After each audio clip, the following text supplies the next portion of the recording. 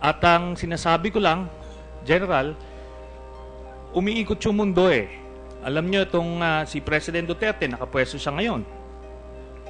Eh malay natin, yung susunod na makakapwesto, eh ang prioridad naman ay human rights at mag-conduct naman ng mga investigasyon. By then, retired na kayo at buksan itong mga kaso na ito, nakatiwangwang yung ating mga pulis.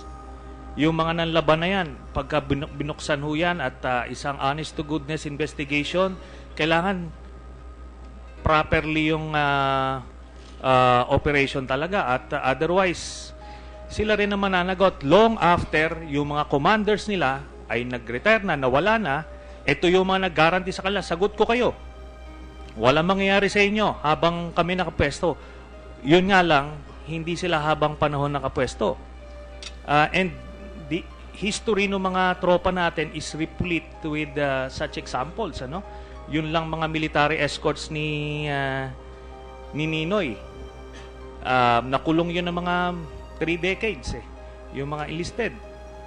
Pero yung mga boss ba nila nakulong? Hindi. Ganon din, ginaranti rin yan sila na kaming bahala sa inyo, walang mangyayari sa inyo.